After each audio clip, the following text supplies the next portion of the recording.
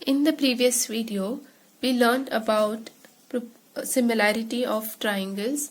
So we saw of similarity of figures. We saw that figures are similar if all the corresponding angles are equal and the corresponding sides are in the same ratio. Now let us see one of the most important and the first theorems which is associated with similarity of triangles. So the very first theorem that we are going to see here is called the basic proportionality theorem, also called Thales theorem. Now the short form for basic proportionality theorem is BPT theorem.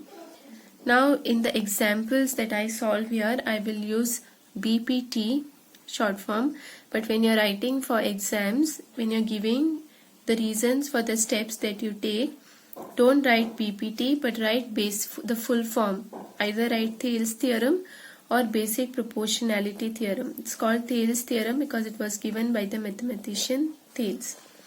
Now let us see what does the basic proportionality theorem say.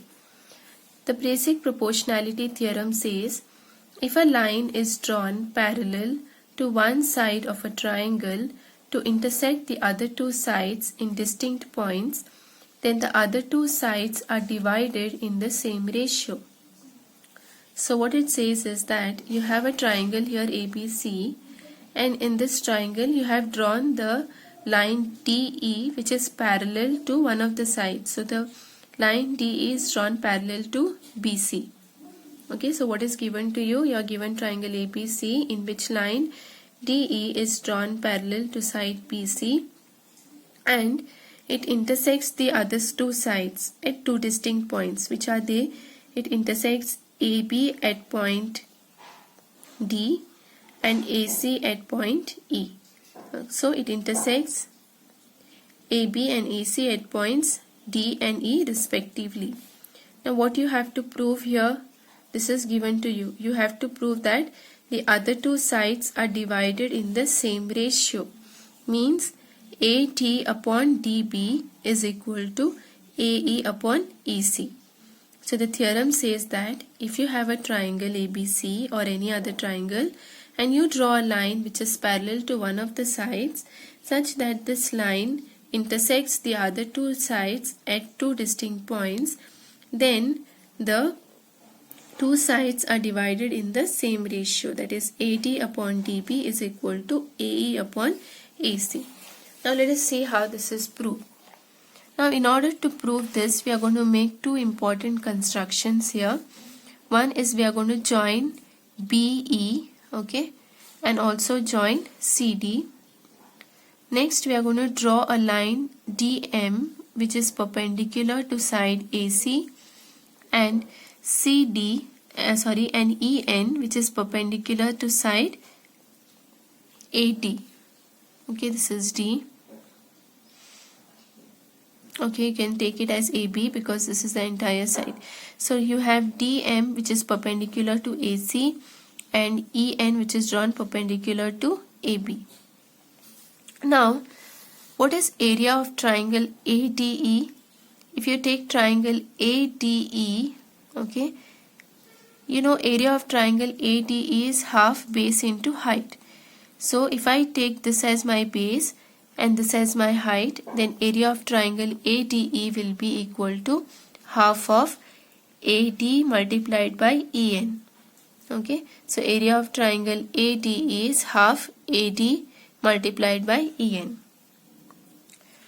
Okay, similarly, what will be area of triangle BDE? Now I am taking this one and this one first because first I want to find this ratio. So first I will consider this triangle with this side and this particular triangle. So now what will be area of triangle BDE? Now area of triangle BDE, when I take here base is DB, right? So it is half DB. Now if you want to find the height of this, now height will be always perpendicular, so you have to extend this side and then find the height. So when I extend the base, I will get this as my height. Okay, so area of triangle BDE will be base, so DB multiplied by EN. which is the height.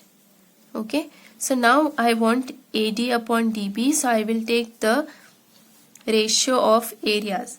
So so I will have area of ATE upon area of BDE will be equal to area of AD is half AD multiplied by EN upon this is half DB multiplied by EN. EN and EN will get cancelled, half and half will get cancelled. So what remains is AD upon DB.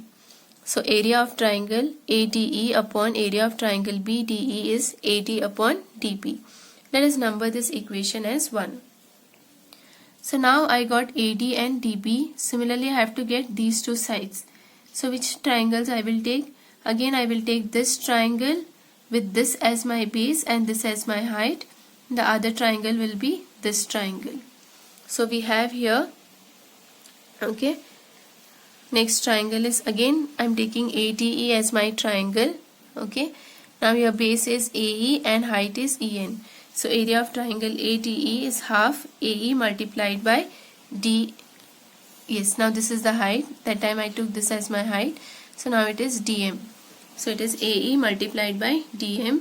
Next triangle is triangle DEC. So area of triangle DEC is half base is EC. And for this also height, if I extend, it is DM. So area of triangle DEC is half EC multiplied by DM. Now when I divide this, I'll get area of triangle ATE upon area of triangle DEC is equal to half of AE multiplied by DM upon half of EC multiplied by DM. Upon cancellation, what remains is AE upon EC. So area of triangle ADE upon area of triangle DEC is equal to AE upon EC. So let us number this equation as 2. Okay. Now if you look at these two triangles that we have taken, that is BDE and triangle CED or DEC, both the triangles have a common base. Okay. They have the same base DE. And these two triangles are between the same parallel lines BC and DE. So you have something like this here, two parallel lines, and you have got two triangles. Okay, you have got, sorry, this is the triangle. You have got two triangles which are between the same parallel lines and they have the same base. So if triangles have the same base and are between the same parallel lines, then the areas should be equal. So area of BDE will be equal to area of DEC. So area of BDE is equal to area of BDC. Okay. Another thing is area of triangle is, or if you have area, instead of writing area of triangle, say ABC, the short form to it is AR ABC. This is the short form. That's why you'll see everywhere it is written in this form. Now from 1 and 3, okay, we have seen that area of triangle ADE is AD upon DB. Okay, and area of triangle AD upon area of triangle DEC is AE upon EC. Now since these areas are equal, we can substitute for BDE. Okay, from 1 we can substitute for BDE as DEC. So in 1, instead of writing BDE, I will write DEC because they are equal. So if I put DEC, I'll get area of triangle AD upon area of DEC as equal to AD upon DB. Okay, so we got area of triangle ADE upon area of triangle DEC is AD upon DB. And from 2 we know area of ADE upon area of DEC is AE upon AC. This is what we had got. Since this is equal to this as well as this is equal to this, these two must be equal. These are the same things you can see here. So if left hand sides are equal, right hand sides also should be equal. So we got AD upon DB should be equal to AE upon EC. Okay, so AD upon DB should be equal to AE upon EC. This is what we had to prove. So hence we have proved it. Now after we see basic proportionality theorem, we also have the converse of basic proportionality theorem. So what does the converse of basic proportionality theorem say? It says that if a line divides any two sides of a triangle in the same ratio, then the line is parallel to the third line.